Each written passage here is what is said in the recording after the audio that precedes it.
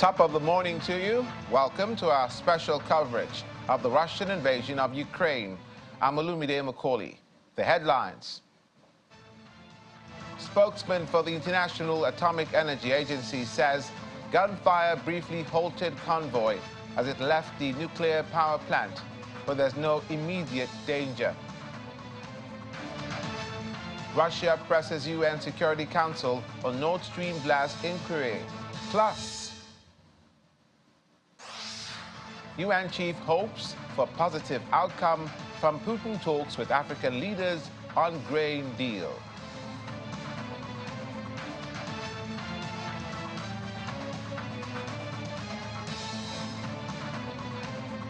Thank you so much for joining us this morning. The head of the UN Atomic Energy Agency, Mr. Rafael Grossi, still says there's enough water available at the Zaporizhzhia nuclear power plant at the moment, following last week's devastating breach in the Kakhovka Dam downstream on the Dnipro River. Mr. Grossi, chief of the International Atomic Energy Agency, who was inspecting the state of Europe's largest nuclear power plant, said the facility was unlikely to return to full power in the current situation. But he added that measures are being taken to stabilize the situation. He also says that the IAEA inspectors will remain at the site. There is sufficient water at the moment, which does not require, in principle, this function. And the plant will decide if that moment comes, whether they do it. That, of course, is a function of the levels of water and other factors. And we will be following that as well. At the same time, there are measures that are being taken to stabilize the situation. Well, this is a decision, of course, for the management. What I would say is that in the current circumstances, with ongoing hostilities, and in particular at this point when there is talk of counter-offensives and more military action around here, my impression is that there are no plans to restart it at full power, full regime again. But I hope this will happen at some time, and it's something that we will be discussing with the management. And the supply of external power is also essential for the safety of the plant, which is now depending on one single line. Before, we are not here talking about a treaty or a convention or a legal agreement. What we have is 5 basic principles. Don't attack the plant, don't attack from the plant, don't make the plant a military basis, don't cut the external power supply, etc., etc. So these things are things that must be done. No, I think I've learned a lot. I needed to see with my own eyes what the situation is. There were some contradicting information and views as to the level of the water, what was being done. So I could speak with the management here. They explained to me what they plan to do, what they are planning to do. It seems sensible. So we are going to be continuing. As I say, here it's not like a snapshot and I go and it's forgotten. We continue working every day. I have my people here. They talk to the management. They receive answers. And I think this is the only way. Still on the visit to the plant, Mr. Grossi was inspecting the state of the nuclear power plant, Europe's largest one, following last week's devastating breach in the Kakhovka Dam downstream on the Dnipro River. The plant uses a cooling pond to keep its 6 reactors from potentially disastrous overheating. Now, the reservoir was normally used to refill the pond, but cannot do so now because of its falling water level following the breach. Instead, the pond, which is separated from the reservoir, can be replenished using deep underground wells. Mr. Grossi, who had to pass through a Russian checkpoint to reach the plant, which is located near the military front line, was quoted by Russian news agencies as saying the situation at the site is serious and that the level of the cooling water is sufficient, however. The Zaporizhzhia nuclear power plant for the third time to assess the consequences and the effects of the destruction of the Novakhovka dam down the river. Behind me, the Dnieper, the river, and the reservoir. It is quite visible to see the level of the water has been decreasing steadily, and importantly, that the water which is in the cooling pond adjacent to this axis stays at the present level, so that the plant can continue to be cooled. Obviously, this is not going to last for too long, a few months maybe, and the plant will be working on replenishing, on getting more water through alternative measures, which we are studying with them. One of the most serious consequences of the destruction of the Novakhovka dam has been the decrease in the level of waters which is needed to cool the nuclear power plant behind me. I'm here standing just at the intersection between the reservoir on my right and the river proper, and then behind me what you can see is the cooling pond. Essential for the safety of this plant is that the water that you see behind me stays at that level. There is evaporation, there can be some leak, but it has to be maintained at that level. With the water that is here, the plant can be kept safe for some time. The plant is going to be working to replenish the water so that the safety functions can continue normally. So, of course, it's something that we will be monitoring very closely. A spokesman staying with the nuclear agency has said that the gunfire briefly halted a convoy heading back to Ukrainian-held territory after a visit to the Russian-controlled Zaporizhzhia power station, but the delegation was in no immediate danger. Reinhard Karcha, an advisor to the head of the Rosenergoten company, was quoted earlier by Russia's state-owned TASS news agency, accusing Ukraine of opening fire at the convoy headed by the IAEA General Director, Rafael Grossi, who we've been reporting. That report said no one was hurt and that the convoy had returned safely to the Ukrainian-held city of Zaporizhzhia. Elsewhere, Russia has again told the United Nations Security Council it wants an international investigation into explosions last September on the Nord Stream gas pipelines connecting Russia and Germany that spewed gas into the Baltic Sea. Russia has said the West was behind the blast. Western governments have denied involvement, as has Ukraine, which is fighting Russian forces that invaded in February 2022. Russia failed in March to get the UN Security Council to ask for an independent inquiry. Only Russia, China, and Brazil voted in favor of the Russian drafted text, while the remaining 12 council members abstained. The pipeline blast occurred in the exclusive economic zones of Sweden and Denmark. Sweden, Denmark, and Germany have said that their own separate investigations were still active and Russia had been informed. Dear colleagues, I just wanted to inform you that we have raised in any other business the question of investigation of the sabotage of Nord Stream 1 and 2, and we draw attention of our colleagues in the Security Council to the fact that the so-called national investigations conducted by Sweden, Germany and Denmark are not moving forward. In fact, what we see is just moving around in circles.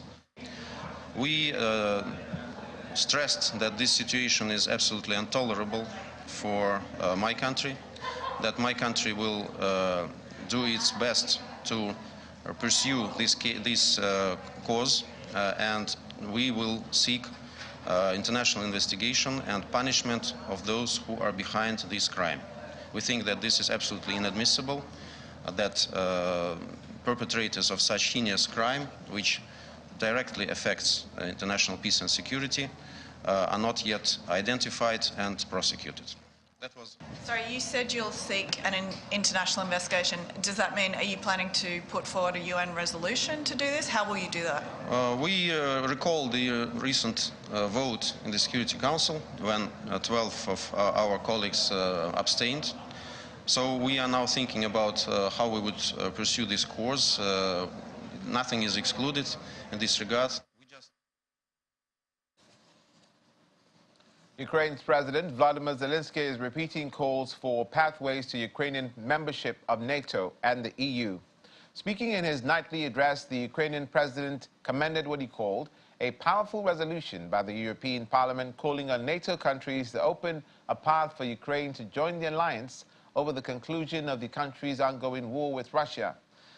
President Zelenskyy also commended bipartisan U.S. legislation introduced on Thursday that will make it easier for Ukraine to fund its fight against Russia by using seized and frozen Russian assets. UN Secretary General Antonio Guterres is hoping for a positive outcome from Russian President Vladimir Putin's planned talks with African leaders on the future of a deal allowing the safe Black Sea export of grain from Ukraine. Senegal's President Macky Sall and South African President Cyril Ramaphosa are heading a delegation, including leaders from Zambia, the Comoros, Egypt's Prime Minister that will travel to Kyiv today and St. Petersburg on Saturday. They're expected to meet with Ukrainian President Vladimir Zelenskyy and Russian President Vladimir Putin. Of course, I hope that in the conversations between President Putin and the African leaders, there is a positive outcome in relation to the Black Sea Initiative, as well as in relation to the efforts that we are making for the exports of Russian food and fertilizers. It's not for me to define what they will achieve. I think it's important to underline that this is an important initiative based on the goodwill of a number of meaningful countries. Meanwhile, video shows President of South Africa, Cyril Ramaphosa, arriving in Poland on his way to the Africa Peace Mission in Russia and Ukraine. Russia and Ukraine have welcomed the visit, and according to a draft framework document, African leaders could propose a series of confidence-building measures during their initial efforts to mediate the conflict between Russia and Ukraine. Those measures could include a Russian troop pullback, removal of tactical nuclear weapons from Belarus, suspension of an International Criminal Court arrest warrant targeting Russian President Vladimir Putin, and sanctions relief.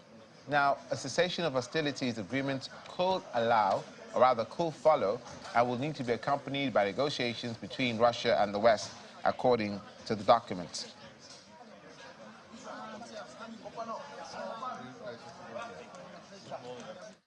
U.S. Chairman of the Joint Chiefs of Staff, Mark Milley, says any delivery of F-16 fighter jets to Ukraine has a ways to go before completion.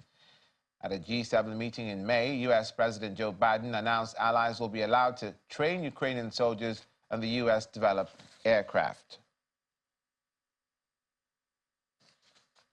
We now speak with Professor Denis Soltis of the Department of Public Administration and International Development, Kimep University, Almaty, Kazakhstan. Professor Soltis, it's good to see you this morning. Thank you for joining us. Good to see you too. How are things in Kazakhstan? Let's start with this meeting between the African heads of state and the proposed meeting with Zelenskyy and the Russian President Putin. There seems to be some useful recommendations in there, what they call confidence-building measures. They're talking about sanctions relief. They're talking about the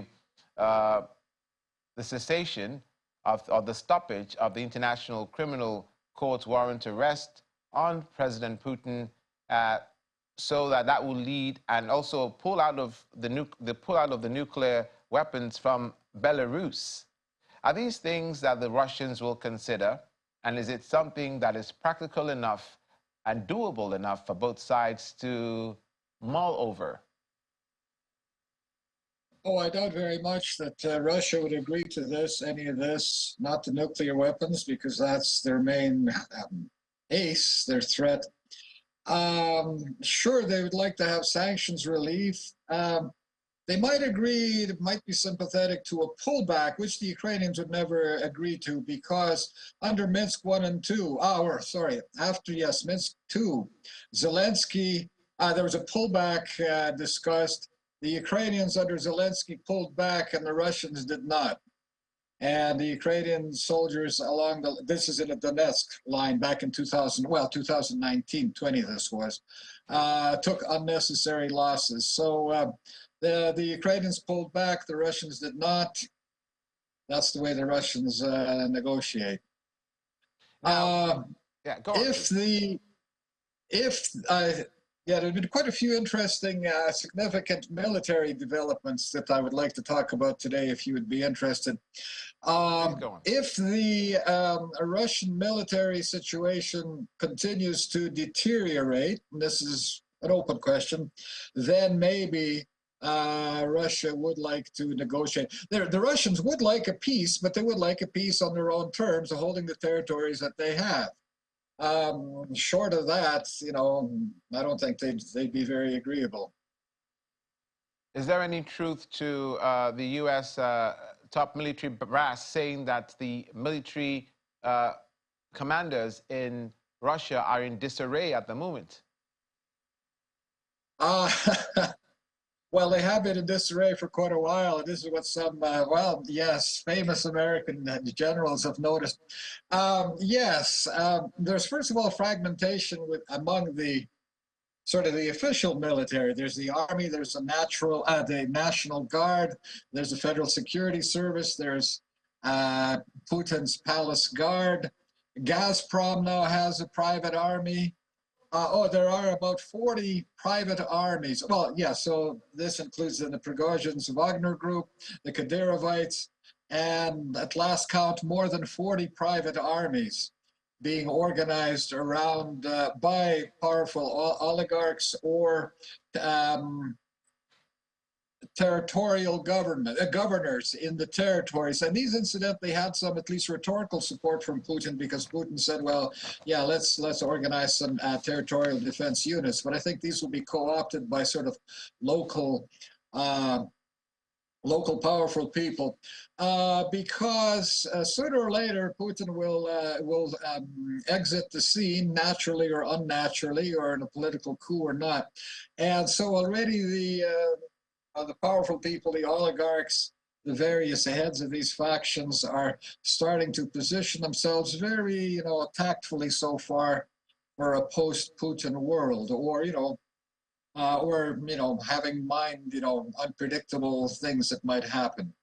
So yes, there is disarray, as you would expect from a side that's losing, and from that kind of political system, which is authoritarian, but it tends to be, internally fragmented. So you say, Professor, go on, Professor. But I don't want to make too much of this at the moment. I mean, this is this is sort of normal politics, or normal politics in an authoritarian system. So it's still, an open-ended question as to how this will develop. But when you have that many private armies at all running around, and I don't know, some of these to be, maybe quite small, bigger, what condition they're all in. But the very fact that these things exist, private armies, doesn't speak well of the integrity of the political system. Thank you for bringing that to our attention, the existence of these number of armies in Russia. But speak to 2 points, if you will. You said that for a side that is losing, President Putin says that they are taking more losses, that is the Ukrainians, than the Russians are taking, even though he says that the head of the snake, in his, to paraphrase, the Ukrainians, has not been demobilized. So Ukraine is still advancing, is still able to continue its counteroffensive. So does that say that the Russians are losing? Then secondly, President Putin's term is coming to an end in 2024. Should this conflict continue to then, God forbid, do you see him reinventing himself again to remain in power, or do you see whoever comes into the saddle being able to continue to prosecute this war? Well, you've asked a number of big, interesting questions. I forgot to mention also, and I'm sure you're aware, there are now these two opposition Russian armed formations in the Belgorod province and the other provinces near Ukraine. These are what are they called here? The Russian Volunteer Corps and the Freedom of Russia Legion. So these are actually so these are ethnic Russians who were serving in the International Brigade of the Ukrainian Army. So they're quite well trained and probably got some equipment or assistance from the Ukrainian side. But these are ethnic Russians who are now have now occupied or they would say liberated, moved into several villages in the Belgorod province just across from Kharkiv. So between the border of Ukraine and Moscow, there's actually a political military vacuum pretty well. All the Russian forces are in Ukraine. So these small opposition armies, there are only several thousand of them as far as I know, haven't been stopped, haven't been, eliminated by the Russian army so far yet. So that also speaks of the, this inability of the Russian army here, or disarray in the Russian army. Now, what were your other questions? If Putin were to extend his tenure beyond 2024, which is when he's supposed to exit office, do any other Russians have the mettle to continue, or the desire? Will other Putin enthusiasts in government will they have the mettle to continue to prosecute this war, or that will be effectively the end of the conflict? Well, the middle of about June or fall of 2024. That's still a long ways away. Again, I keep going back to or what I was prepared to talk about today was the Ukrainian offensive. If the Ukrainians are successful and if they can cut off Crimea or even blockade it and reoccupy it, this would be, people think, a very serious blow against Putin, well, within Russia itself, because he'd be under, even greater pressure from the hard right, or the extreme extremists, the extreme militarists in Russia. So they would be the extremists. The army itself is in a bad position because it always has to try to implement unimplementable strategies and actions that are set politically by Putin. But Putin and the regular army, I think, sort of need each other because their common enemy is, the party of war, or the extreme party of war. But then the program of the party of war is also not realistic because they want to continue the war, which many people think Russia is losing. It doesn't seem to be a viable strategy. The Ukrainians are getting better and better at air defense, anti-air defense. The Russian mobilizations are not going well. They're continuing to lose equipment. And now we have this looming Ukrainian offensive, which, well, we'll have to see what the results are. But it's started slowly, or sort of officially or unofficially. It got started about June 6th, and they've already been probing in small groups, which have been moderately successful. But the operative concept here is small groups. The Ukrainians have not yet committed any of their reserves or all of those new forces which they have. Which they trained over the winter. So those are still to be heard from. So right now, and maybe for another, I don't know, week or two perhaps, the small expeditionary, or whatever you might call them, probing groups will be operating. And then it'll get more serious. So there's a lot to be a lot to be, a lot of fighting still to do over the next year, and a lot of politics. Oh, and another thing, yes, you're aware of, no, this, there wasn't a breach in the Kakhovka Dam. It was blown up by the Russians. They had mined this yet back in October of last year when they were being driven out of Kherson. It's a dam that's designed to endure a nuclear blast from the surface. So it could not have been destroyed from any kind of conceivable attack that the Ukrainians could have launched. The Norwegians, having an electronic station in Romania, detected an explosion on that day, which was, what, June 4th or June 6th, I forget, well, whatever day it was. Okay. So it was not a breach, it was an explosion. And what's significant about this is, of course, the Russians knew that if the dam is broken and the water runs out, the reservoir, this is the reservoir that supplies Crimea itself with water. So this seems to be an indication that the Russians themselves recognize that they will not be able to hold Crimea. So if you're not going to be able to hold it, well, we might as well blow up the dam anyway, because the Ukrainians, if they take that area, would just block the reservoir anyway. So in a sense, the Russian, Kremlin had nothing here to lose, and some to gain, because some things to gain, because all this flooding, well, causes misery and difficulty on the Ukrainian side, and also it removed further the possibility that the Ukrainian army could cross the Dnieper River, although that wasn't in their plan anyway. Also, the Russians now are withdrawing their navy from the Crimean port of Sevastopol, so they're expecting trouble. Are experiencing and are expecting further difficulties in the military situation. So for the moment, the Russians appear to be losing, or at least, it's anticipated that, they will have difficulty once the Ukrainian offensive gets going in a big way. But of course, wars, come and go. There's an ebb and flow here. But for the moment, it would appear that the ebb would be going against the Russians. Indeed.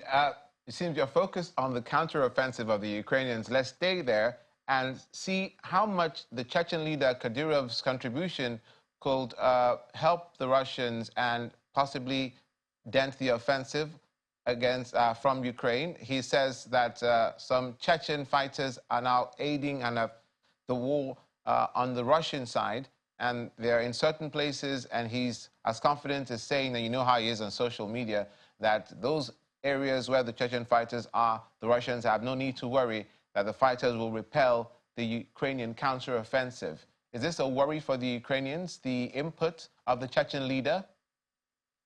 No, this is nothing new. The Chechens have been fighting or present there since 2014. I think Kadyrov is just trying to replace Prigozhin, so to be the replacement of one mercenary army by another. So it would be, Prigozhin 2.0, or Wagner 2.0, or Wagner déjà vu. I don't think it would make much of a difference. The Kadyrovites probably are even poorer than the Wagnerites. I think the discipline among them is poor. But but here's another thing. Apparently, though, the Chinese have covertly, or not so covertly, started to send weapons to Russia, and these were vehicles, armored vehicles, and it was my impression, or I heard somewhere, that these were actually delivered to the Kadyrovites, or designated for Kadyrov. So, yeah, if they get these Chinese vehicles, well, yeah, they would look more like, well, they would be, I guess, more effective. They would look more like a quasi-regular army. But, that's just par for the course. The Ukrainians would fight against them as they did against the Russian army and against the Wagnerites. I don't think it would make much difference to the Ukrainians. I certainly wish we had more time. Always a pleasure, Professor Dennis Soltis, for being with us on the program this morning of the Department of Public Administration and International Development, the Kimep University in Kazakhstan. Thank you for being with us. If I may, what the Russians are doing now, their new strategy is environmental terrorism, it seems. Okay. This Kakhovka Dam is only one of several things. They're already planning to blow up chemical factories, the mining, putting mines in big factories, including in Crimea also. So that's their latest, twist in their strategy as well. Well, we hope that, that the efforts at mediation from the African Peace Mission and the other countries that are interested in cessation of hostilities begins to make some headway. Thank you. A lot of gems and points to ponder that you've raised for us this morning. Thank you for being on the program. Well, thank you for having me. Be well. Still ahead, Hungary's foreign minister says it's impossible to secure Hungarian energy for their needs without Russian imports. Please stay with us.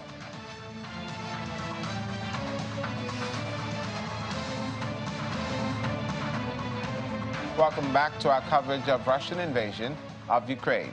The 2023 Air Defender exercise, which sees 25 nations and 250 aircraft taking part in NATO's largest air deployment exercise to date, helps building relationships between NATO allies. That's according to the U.S. Colonel and Commander of the Maxwell Air Force Base in Alabama, Ryan Richardson. On Thursday, several Fairchild Republic A-10 Thunderbolt jets and Eurofighters flew air drills at Germany's Lettfield Air Base. West of Munich, it's one of the three main bases for the exercise.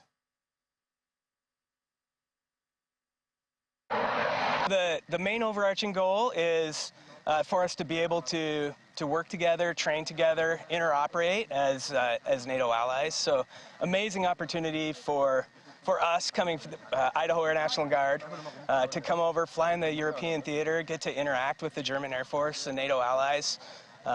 It's a great opportunity for the Air National Guard to get to show its ability to project strength forward and build these relationships. So honestly, the training's amazing, but the relationships that are going to come out of it, I think, will be enduring and pay off in the future.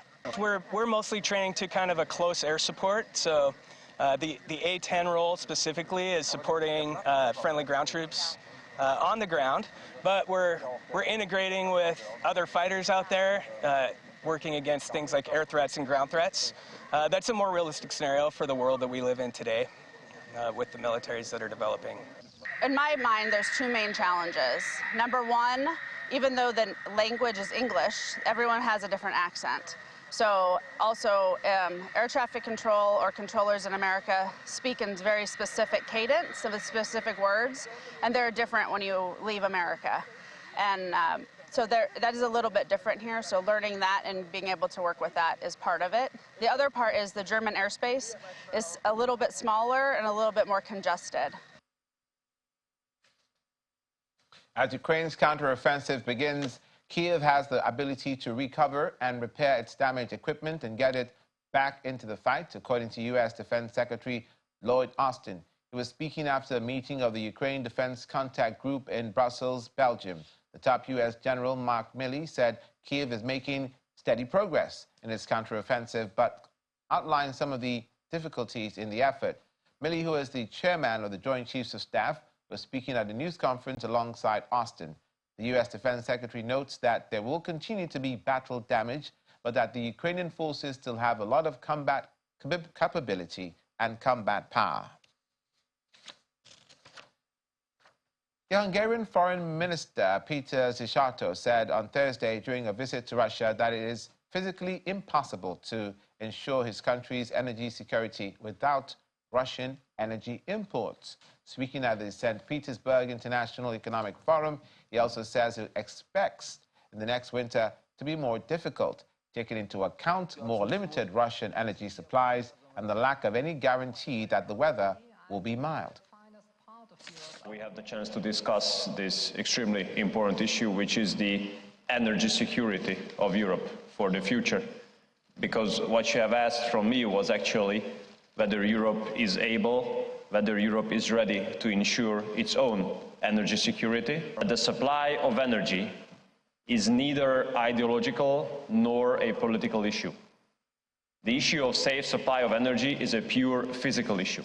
From the Russian energy sources, it would be physically impossible. Given the infrastructure, it would be physically impossible to ensure the safe supply of Hungary when it comes to energy sources. Second, in order to be safe when it comes to the energy supply in Europe, we have to prepare for the next winter very carefully, and we have to start the preparation as soon as possible. Why? Because preparation for the next winter will be much more complicated and much more challenging than preparation for the winter we just had recently. Because number one, last year, until September, there were significant Russian gas deliveries taking place to Europe. Now this year, basically zero, I mean, with the exception of ours. Plus, no one can give a guarantee that the winter will be similarly mild as it was last year. We now speak to former ambassador to Switzerland, Dr. Humphrey Ojiako, joining us online from the Federal Capital Territory, Abuja. Good morning and welcome to the program. Good morning and thank you for having me again today. Thank you. To pick up from where the Hungarian Foreign Minister, one can tend to feel sorry for the Hungarians or empathize with the Hungarians in this issue because they've been treading a thin line between Russia and Europe and their loyalties with NATO. Now, they need Russian energy supply. In the same breath, they don't want to run afoul of the sentiments against the Russian invasion. What do you see as the position of Hungary as they continue to find a delicate balance for both sides? Thank you. I don't think that Hungary stands alone in that dilemma of former countries allied to the Soviet Union, then now represented by Russia, and finding itself in this energy difficulty because much of Europe, in fact, including Western Europe, not just Poland or Hungary or Romania, were dependent to a very large extent on Russian energy. So the problem that war causes is that these countries must be put in such a dilemma. Hungary is a NATO country and could not possibly say we want to pull out of NATO now for various reasons. It also needs Russian energy, just like other European countries do. However, is Hungary prepared to make that sacrifice in order to ensure that the principal objective that NATO and the rest of Europe and the United States are pursuing, that preserve international law, irrespective of the sufferings it brings, the principle of sovereignty of states, inviolability of the sovereignty of states. Is that good enough reason to subject countries to, especially those who are in the winter zone, from getting the energy they need to survive both the society, the people, the industry, economy? Energy is everything. So the ultimate solution to Hungary's dilemma is finding a solution to the Russian-Ukraine war. And that is where I suppose other European NATO countries are urging Hungary to toe the line so that a solution could be found. If there is a sign of division in the Western alliance for Ukraine, it might encourage prolongation of the war. I suppose Hungary has to make the sacrifice others are making, and then speed up possibilities of persuading both sides to find a solution, a peaceful solution to the conflict. Indeed, what a predicament, Doctor. Not just are they being asked to toe the line, they are being threatened as well. In the United States, there's some legislation from the Senate that has been, a certain senator is holding funds that the Hungarians need because of their position on not wanting Sweden to be a part of NATO. So there are a number of issues that they have to contend with on different fronts. But back to the war in Ukraine and the Russian President Vladimir Putin, who has had a meeting recently with war bloggers and correspondents, obviously in an effort to control the narrative about the war out of Russia.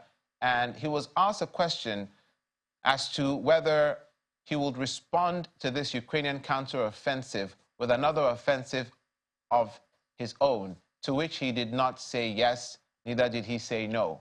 So do you see the Russians and President Putin himself, his body language, being in any way defeatist?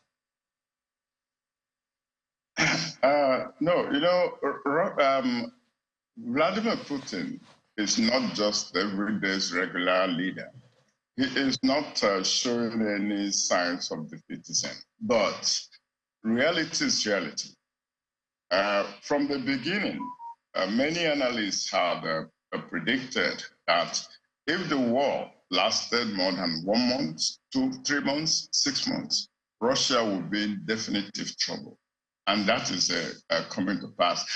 Frankly, I think Russia under Putin may have made a few miscalculations. One was that Ukraine would not stand up and fight. It didn't, because after all, Ukraine has so many ethnic Russians, both in the Donbas region where this whole thing is, and even in other parts of Russia, in other parts of Ukraine. So that was a miscalculation on the part of Putin and the Russian military, that Ukraine would not really stand up and fight. The second assumption was that even if Ukraine had Western support, that Western support would be shaky. It would not sustain. It would not. I think they were calculating from the Trump era when NATO was not a priority to the United States government and other European governments. Under Biden, that changed. And President Biden had been able to do what many people thought was impossible. That's hold the Western alliance together, which is why you see the reaction of the United States against Hungary, that is playing both sides. That's what it is. So for as long as Russia does not take the advantage of some peace offerings, this war is going to continue going against it, because now you are seeing things like environmental blackmail, blowing up dams and things, not only to, which is again in international law is a crime because it's targeted mostly against civilians. All of them to achieve military purpose, to avoid the rapid advance of the Ukrainian forces. You have the food grain, the grain blackmail. From time to time, he throws this thing up.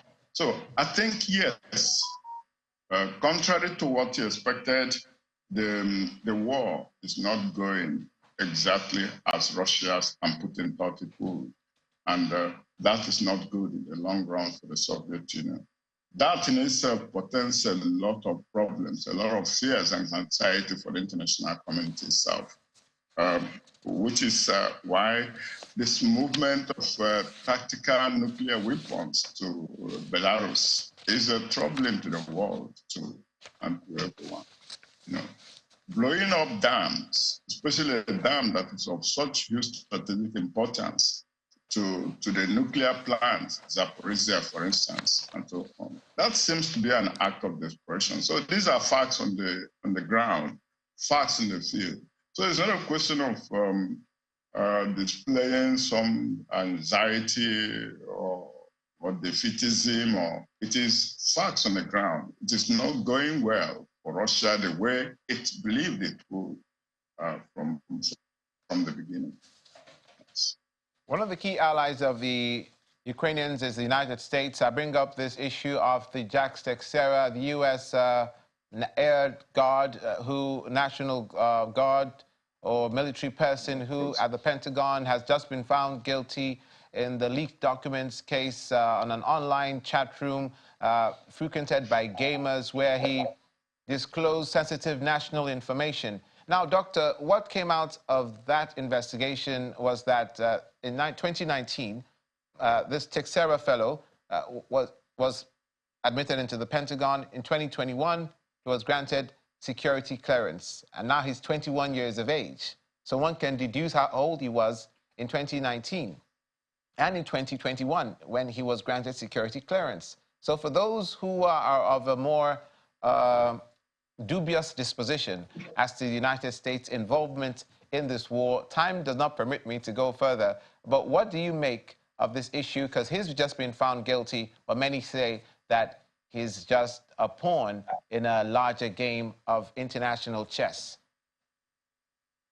I think the television was frozen for some moments, so I didn't get the earlier part of your but if I understand it to be the young man who got arrested over releasing some critical security documents and all of that, then obviously it shouldn't be a question of controversy whether America is involved in the war or not. To be frank, there are many people who believe that this war is not just, that Ukraine itself is just a pawn in the whole conflict, that this is between the United States and Britain, particularly vis-a-vis the Russia. So there could be no doubt in my own mind that the United States is seriously committed to probably not defeating Russia, but to ensuring that Russia does not pose the same kind of challenges it would have posed for NATO in the past. The United States obviously is also not interested in an outcome where Russia just has its way in Ukraine. And Russia itself cannot be interested in losing out, losing face, losing everything. The political calendar doesn't seem to favor Vladimir Putin if he were to leave office next year.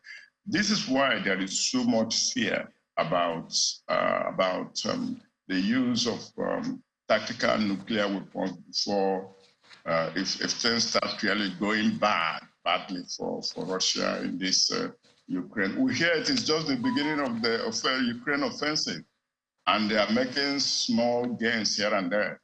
If it becomes a full-fledged offensive and Russia seems to actually be losing, and there is no assistance coming from anywhere to make it regain its footing, I am afraid the world may have to employ more robust diplomacy to stop this war.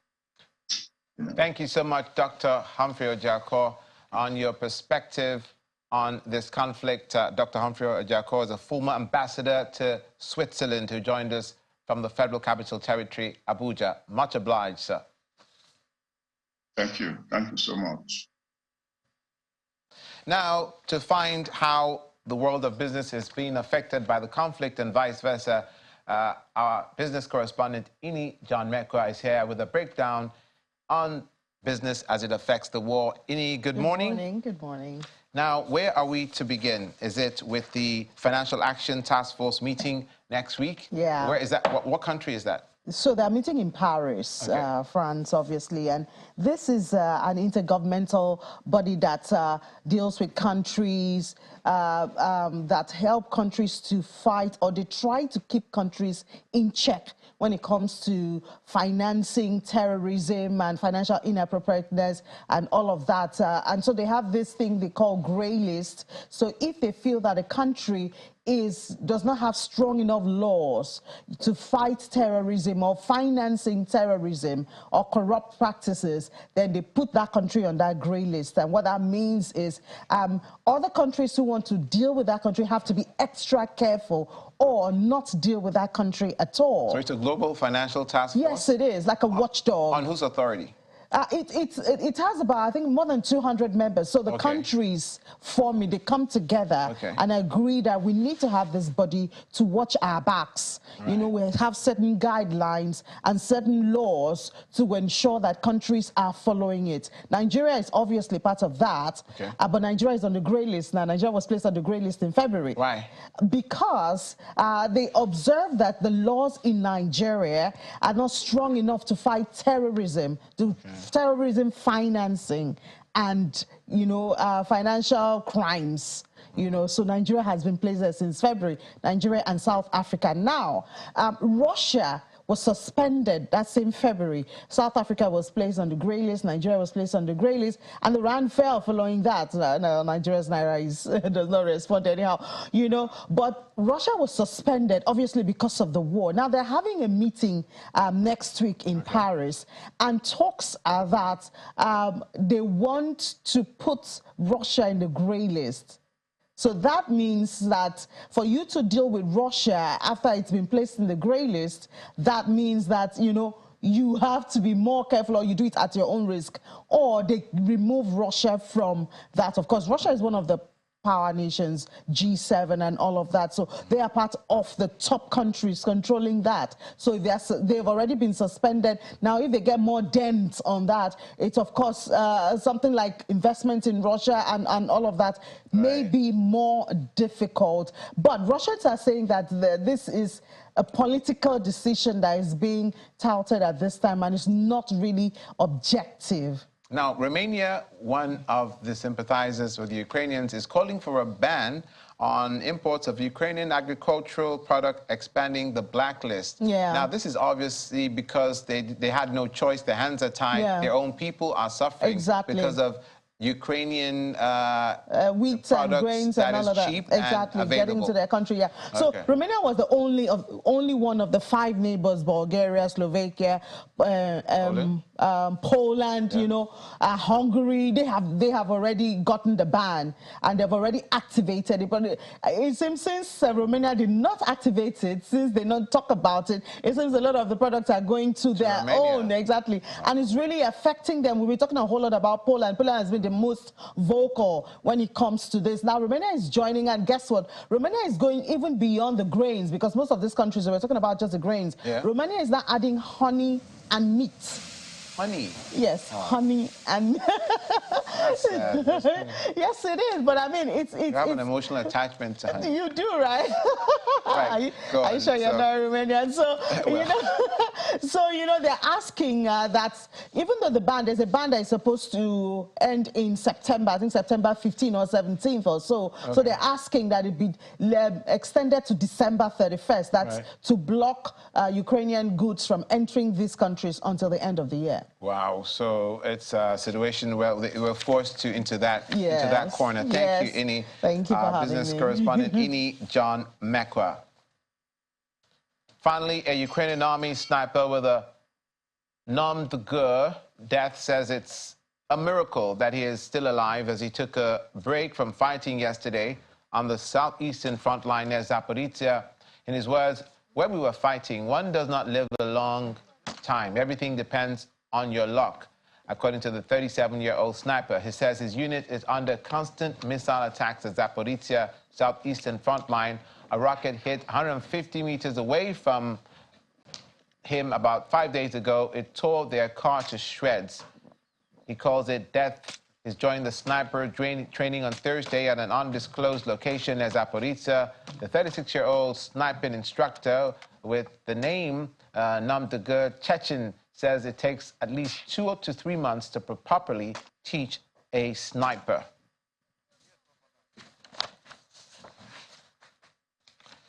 An integral part of Mortal Kombat snipers. And that's where we leave it today on Russian invasion of Ukraine. Thank you so much for watching. I'm Olumide Macaulay. Have a great weekend and see you again next week.